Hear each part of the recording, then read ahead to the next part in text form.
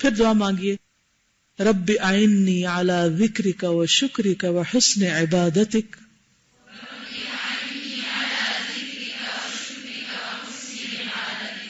اے میرے رب میری مدد فرما کہ میں تیرا ذکر، شکر اور تیری عبادت اچھے طریقے سے کرتا رہوں، یعنی اچھا سا ذکر کروں، خوبصورت طریقے سے شکر ادا کروں اور بہترین عبادت کروں. ہر نماز کے بعد اگر انسان یہ دعا کرتا ہے تو انشاءاللہ آہستہ آہستہ نمازوں کی کوالٹی امپروو ہوتی جائے گی. اور اس میں اس بات کا اقرار بھی ہے کہ یا اللہ جو کچھ میں کر رہا ہوں میں اس پہ راضی نہیں، میں نے حق نہیں ادا کیا، مجھے اور زیادہ اچھا کرنے کی توفیق دے. تو انشاءاللہ اگلی نماز اس سے بہتر، اس سے بہتر، اس سے بہتر. اور اس سے بھی وہ گلٹ دور ہوتی ہے جب ہم پڑھ لیتے ہیں نا نماز، ہم کہتے کیا کیا ہے، حق نہیں ادا ہوا، حق نہیں ادا ہوا.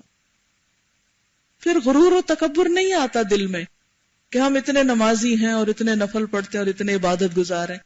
پھر کیا احساس ہوتا ہے، ابھی کچھ بھی نہیں کیا، یا اللہ اور اچھا کرنے کی توفیق دے، اللہ تو میری مدد کر. جیسے ہم کہتے ہیں نا ایاک نعبد و ایاک نستعین، یہ اس کی تفسیر ہے. رب اعنی علی ذکرک و شکرک و حسن عبادتک، کہ اللہ تو مدد کر کہ تیرا ذکر کروں، تیرا شکر کروں اور تیری خوبصورت ترین عبادت کروں. حالانکہ آپ ابھی کر کے بیٹھے ہیں،